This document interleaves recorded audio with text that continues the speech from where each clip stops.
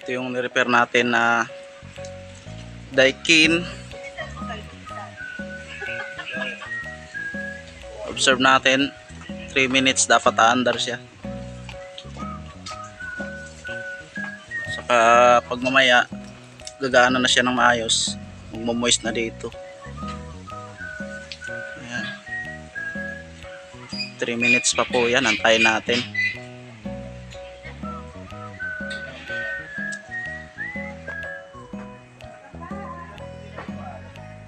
Pag magkaroon na ng reaction yung fan motor, ibig sabihin tuloy-tuloy na yan.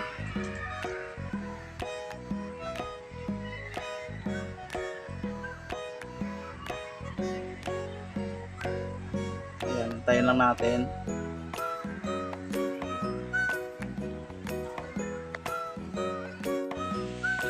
Yan, ito yung repair natin ngayon na Daikin, ang brand 1.5 HP. Ang sakit pala nito, nung una ay namamatay yung pag i-setting mo siya sa mababang setting tulad ng 18 noon, ay mamamatay daw yung outdoor. Tapos sinetting nila ng 26, under yung outdoor daw. Yun. Nung una daw under siya ng 26, pero kung ibaba mo ng 18, namamatay yung temperature sa loob. Ngayon siniting nila ng 26, hindi na talaga gagana, hindi na talaga, wala na talagang lamig. Ayan.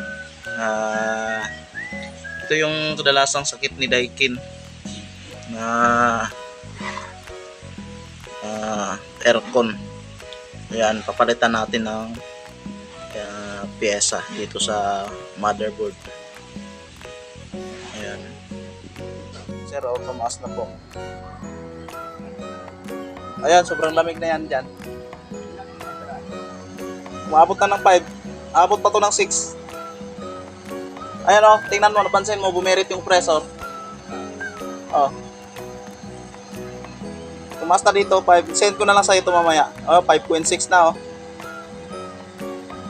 5.6. Ito yung pinakaantay ko. Kasi kung di siya bumerit, may problema yung electronic expansion valve mo. Ayun, 5.7. O, okay na to. Yan yung inintay ko. Pinakabahan pa ako.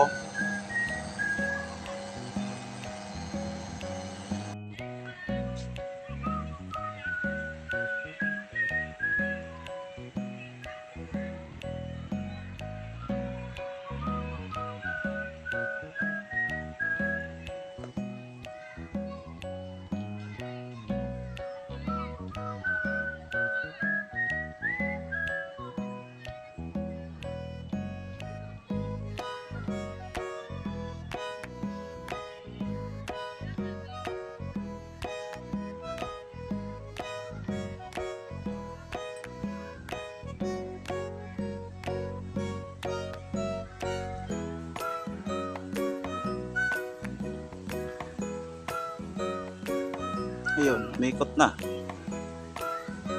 Yan.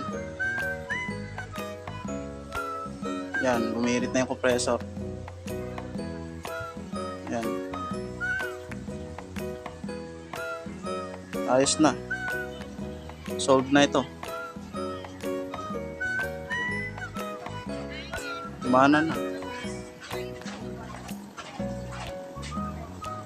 Yan. Okay na to. Gumana na. Yan. Kung may magpa-repair ng ganitong sira, namamatay yung outdoor ng Daikin, message na lang po kayo sa aming page. Maraming salamat po sa inyong time sa panonood.